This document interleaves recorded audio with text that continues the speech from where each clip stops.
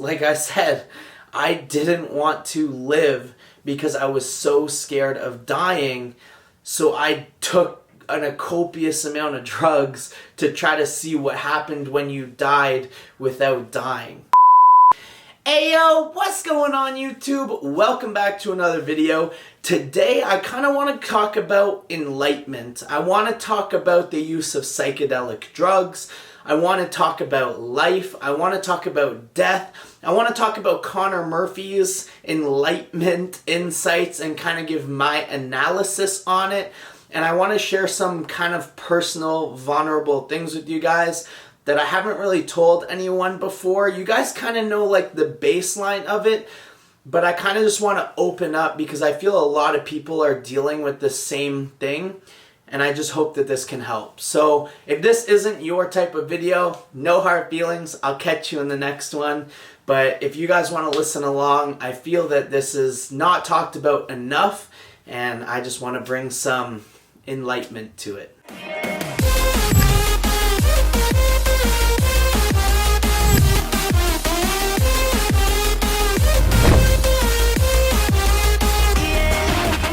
Now, part of me kind of wants to think that like Connor Murphy's doing some massive Dumber skit, and in like 10 years he's gonna be like, God, yeah!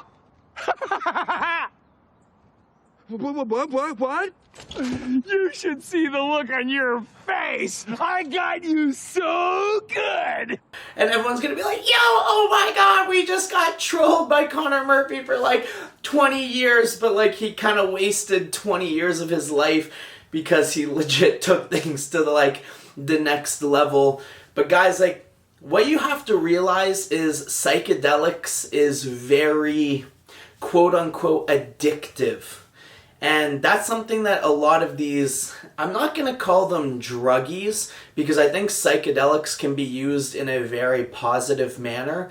But let's just, for the sake of argument, say druggies. This is what these druggies won't tell you, is that there is different stages of this like enlightenment. And you guys probably know, obviously you have the shrooms, you have acid, and then you have like the nuts level, which is like DMT, where people claim to like remove themselves from their body and like meet God or meet their conscious and break down that. And obviously if you do one thing, then you kind of just want to take it to the next level and take it to the next level. And then when does it stop? Does it stop when you've reached Connor Murphy's point where you literally just don't give a flying fuck about anything? The internet might go off.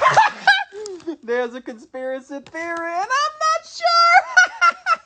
sure. And you are basically just giving away, like, you're posting he's been posting his bank credentials online. He's been posting his credit cards. He's been legit giving out his social insurance number. He literally has like reached the point that he honestly does not care about anything anymore. And I kind of want to share my experience to kind of give you guys maybe like a more real life application on what is happening here, because I can understand where he's coming from. Obviously for YouTube, this is just purely entertainment purposes. And for the sake of argument, let's just say that I'm making all of this up because I don't condone the use of any drugs, especially illegal drugs. So I just need to put that disclaimer out there. But a lot of you guys know that I've struggled with life and death for a very, very long time.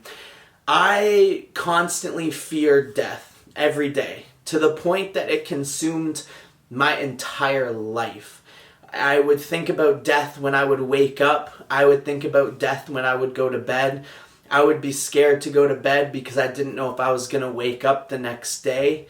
I got to the point, guys, that I didn't think that life was worth living anymore because of how scary death was. I figured I just wanted to die and see what happens, and living in fear every single day of dying wasn't worth it to me. Now, after I went down that massive rabbit hole, I got help and I talked to people and professionals that helped me cope with the idea of that is why it is so important to live every single day like you are going to die and not leave any stone unturned. And that's a huge reason on why I have the mentality I have today. But with that said, something has always trickled in my brain that I wanted to know what happens when you died. And a lot of people said that magic mushrooms was the way to figure this out. So I did, and a lot of people said that magic mushrooms was the way to figure out this whole enlightenment thing.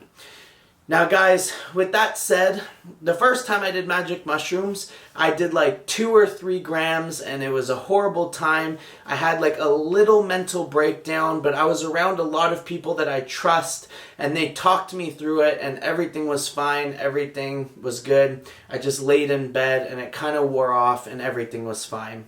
Fast forward about 4 or 5 months later, I was alone in this apartment and I kind of started freaking out about death again. And I had a chocolate bar that my friend gave me, and I kept it in the freezer because I always knew that I wanted to try it again, but I needed to be in the right frame of mind. And I was freaking out about death, and I'm like, you know what, I'm going to do this, and I'm going to put a piece of paper down, and I'm going to write down like everything that I'm scared about, and I want to get everything out and just put all my feelings out there and kind of drop this ego and have some type of an enlightenment, right? So what I didn't realize is that for every 10 grams of the chocolate bar, there was 1 gram of magic mushrooms, and the chocolate bar was 100 grams. And I ate the entire chocolate bar, so I ate, well, technically it was like 105 grams. So I had over 10 grams of shrooms in one go. And guys, like, it was the worst experience of my life. And I'm extremely lucky to be alive right now because I strongly debated throwing myself off the balcony because I didn't think anything was real. I got to the point where it was fine. I was grooving, jamming to some music. I was writing some things down on paper. And then progressively, as time went by, everything stopped mattering. I went from knowing who I was to not having a clue who I was. I would look in the mirror and I didn't see myself. I would look at my cell phone and I couldn't get into my cell phone to call for help.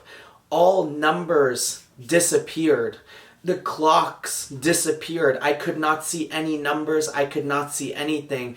But this is so powerful that I thought that I overdosed and I died that day.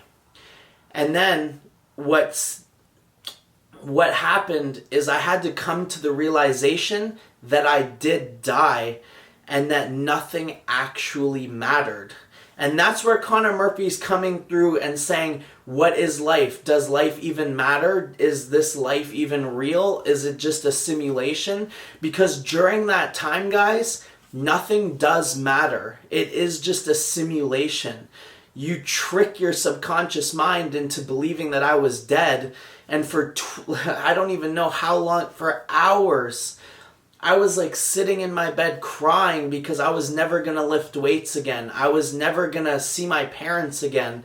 I also came to a lot of realizations on how many hours a day I waste on petty shit.